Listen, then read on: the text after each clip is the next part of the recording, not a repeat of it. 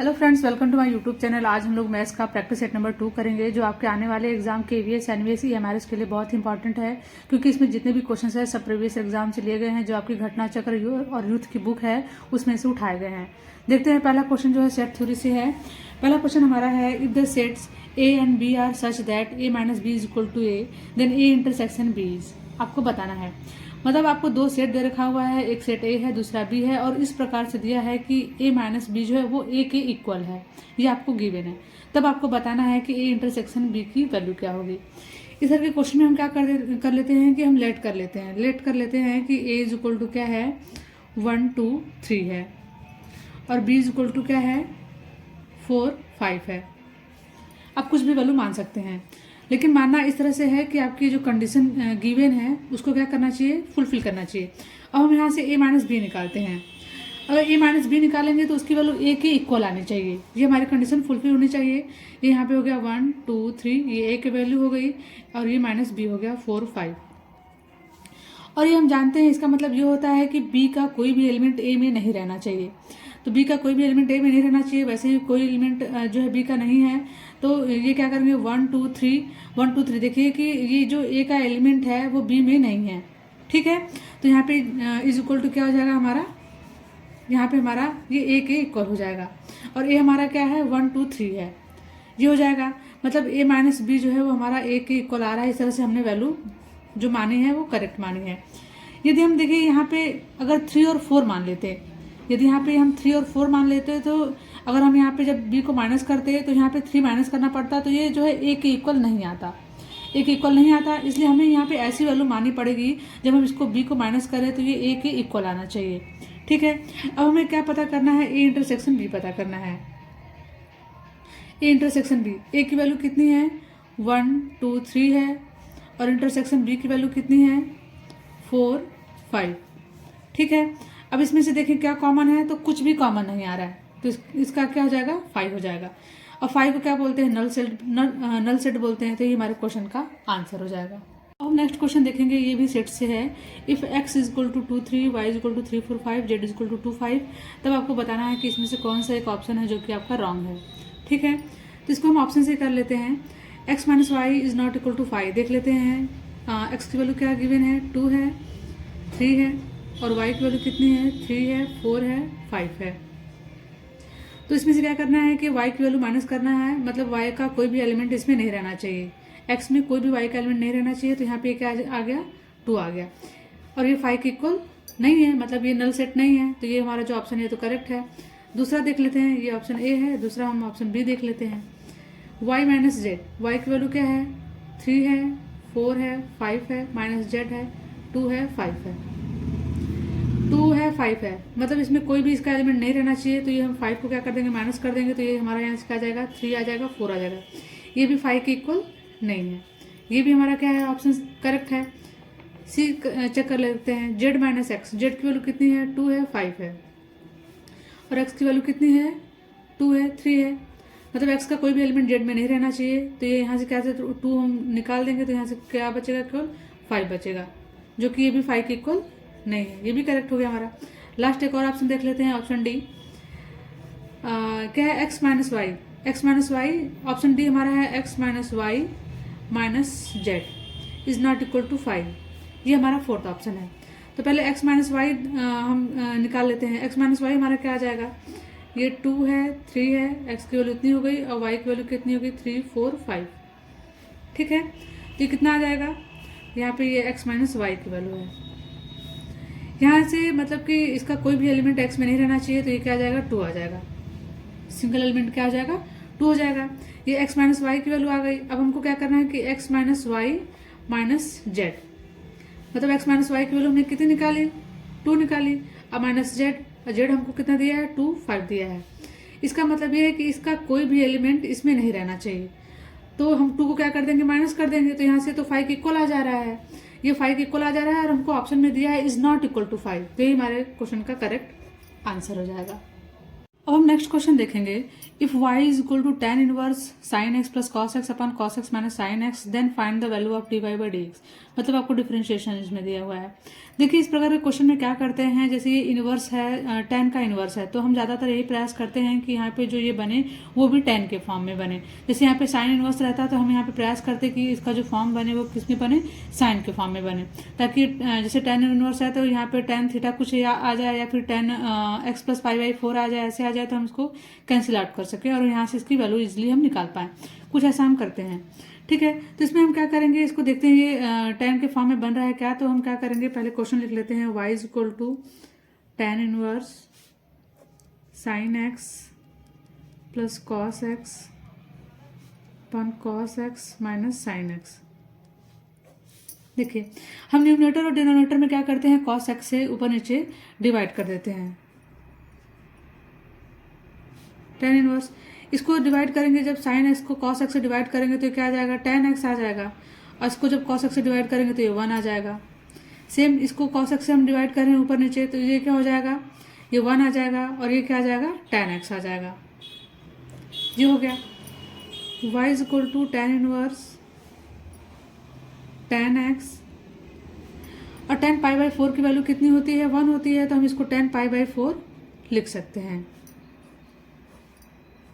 हो जाएगा 1 minus tan x into, यहाँ पे इंटू 1 कर, यहाँ पे क्या कर सकते हैं, इंटू 1 कर सकते हैं, तो हम इसको यहाँ क्या लिख सकते हैं, tan पाई बाई 4। देखिए अब ये फॉर्मूला बन रहा है tan x plus tan y अपन 1 minus tan x into tan y का। तो यहाँ पे हम क्या रख लेंगे, इसका y is equal to tan inverse, और यहाँ पे tan x की जगह x है और y की जगह क्या है, पाई बाई 4 है।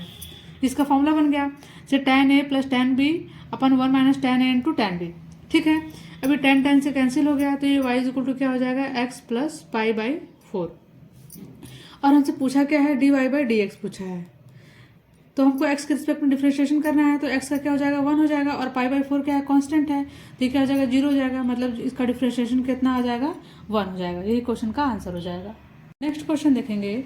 Discuss the applicability of Rolle's theorem f x equal to sine x plus cos x minus 1 in given closed interval 0 to pi by 2। ये आपको गिवन है। देखिए पहले तो आपको रॉल्स थ्योरम पता होना चाहिए क्या होता है। रॉल्स थ्योरम वो होता है, इसमें 3 कंडीशन होती है पूरी। पहली कंडीशन ये होती है कि फंक्शन को क्या होना चाहिए, कंटिन्यूस होना चाहिए, डिफरेंशिएबल होना चाहिए, और f of a equal to f of b होना चाहिए।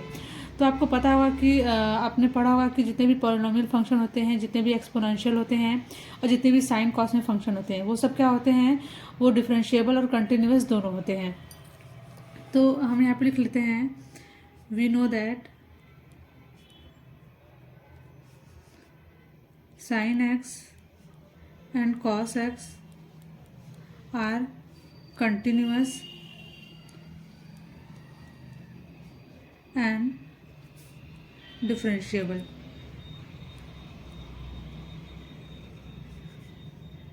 ठीक है, मतलब जो फंक्शन है वो कंटिन्यूस भी होगा, डिफरेंशिएबल भी होगा, क्योंकि ये साइन और कॉस में है। और हमको थर्ड हमको क्या पता करना है कि एफ ऑफ ए जो है एफ ऑफ बी के इक्वल है कि नहीं। एफ ऑफ ए जो है एफ ऑफ बी के इक्वल है कि नहीं। एफ ऑफ ए हमको क्या दिया है, 0 दिया है, और एफ ऑफ बी क्या दिया है, पाई बाई 2 दिया है। F of a equal to क्या रख लेते हैं, पहले 0 रख लेंगे, फिर एफ ऑफ बी क्या रख लेंगे, पाई बाई 2 रख लेंगे। रखते हैं यहाँ पे sine 0 plus cos 0 minus 1 is equal to sine, यहाँ पे पाई बाई 2 रख लेंगे, यहाँ कॉस पाई बाई 2 माइनस 1। ठीक है, साइन 0 की वैल्यू कितनी होती है, 0 होती है। कॉस 0 की वैल्यू कितनी होती है, 1 होती है, और ये माइनस 1 हो गया।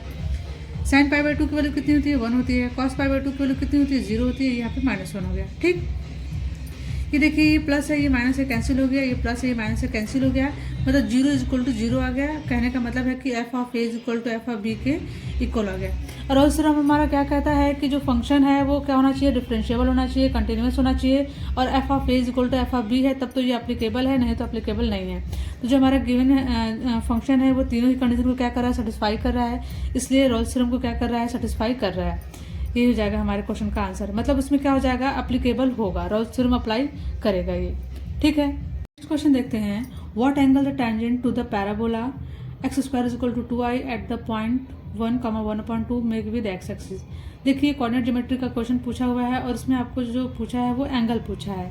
ठीक है, आपको पता है कि angle m is equal to क्या होता है, tan थीटा होता है।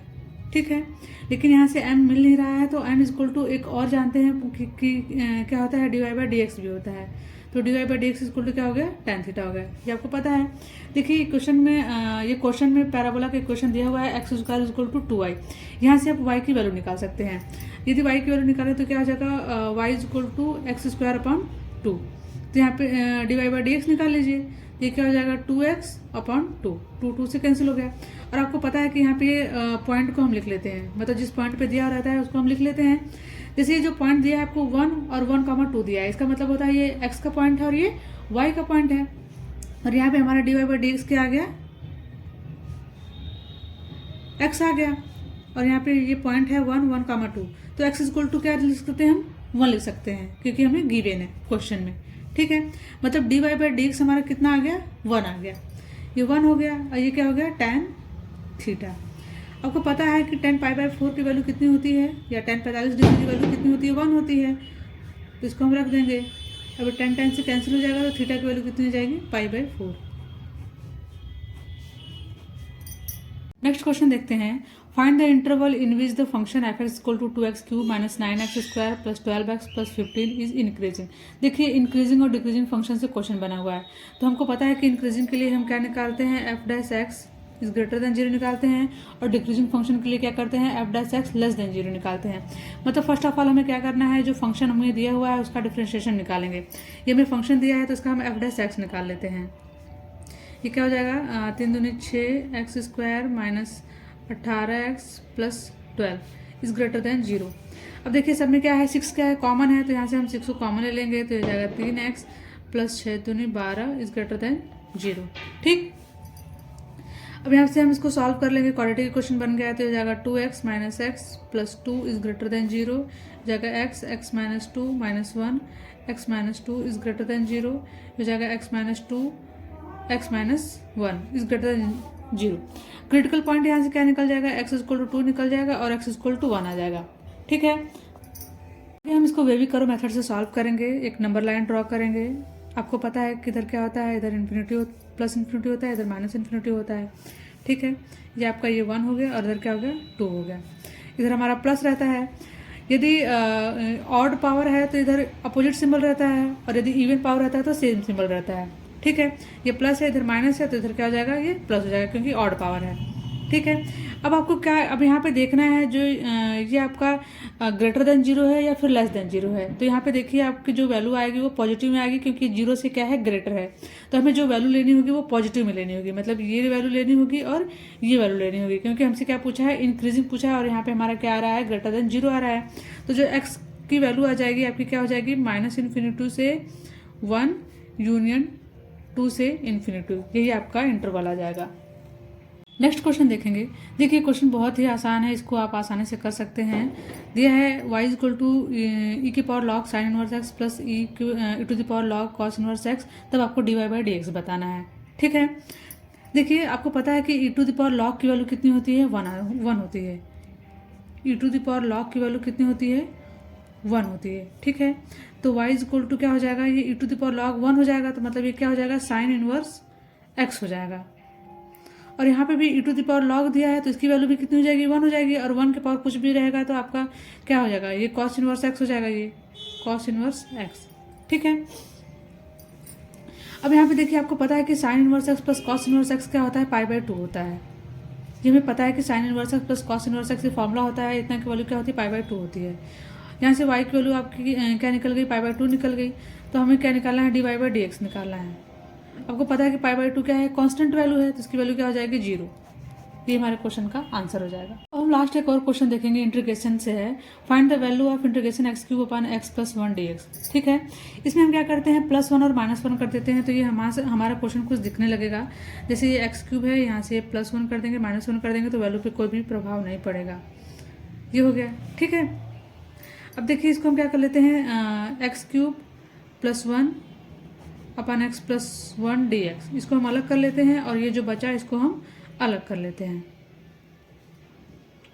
यहाँ से देखिए ए क्यूब प्लस बी क्यूब, यदि हम 1 को क्यूब लिख दें तो ए क्यूब प्लस बी क्यूब का फॉर्मूला बन रहा है। यदि हम इसको ब्रेक करेंगे तो क्या हो जाएगा, ये एक्स प्लस 1 हो जाएगा, ये हो जाएगा एक्स का स्क्वायर प्लस वाई का स्क्वायर, ये माइनस क्या हो जाएगा, एक्स वाई हो जाएगा। तो यहाँ पे एक्स हो जाएगा, ठीक है, और यहाँ पे ये एक्स प्लस 1 हो जाएगा और ये डी एक्स हो जाएगा, ये माइनस क्या हो जाएगा 1 x plus 1 D x plus one cancel हो जाएगा। अब हम इसका इंटीग्रेशन करेंगे तो ये क्या हो जाएगा, एक्स क्यूब अपॉन 3 हो जाएगा, ये प्लस एक्स हो जाएगा माइनस एक्स स्क्वायर अपॉन 2 हो जाएगा, और ये हो जाएगा लॉग एक्स प्लस 1 प्लस सी। ये हमारे क्वेश्चन का आंसर हो जाएगा। तो फ्रेंड्स, आज की वीडियो में इतने ही क्वेश्चंस रहने देते हैं। आप सारे क्वेश्चन अच्छे से कर लीजिएगा क्योंकि सारे ही क्वेश्चन इंपॉर्टेंट है। और यदि आपको समझ में फिर भी नहीं आता है तो प्लीज़ कमेंट बॉक्स में कमेंट करके जरूर पूछिएगा कि कौन सा क्वेश्चन नहीं समझ में आया, और आपके पूरे कितने क्वेश्चन हैं, पूरे कितने क्वेश्चन में से कितने आपके मार्क्स आ रहे हैं, आप कमेंट बॉक्स में ये भी कमेंट करके जरूर बताइएगा। और यदि आपको वीडियो पसंद आता है तो प्लीज़ चैनल को लाइक शेयर एंड सब्सक्राइब कीजिएगा। Thank you for watching this video.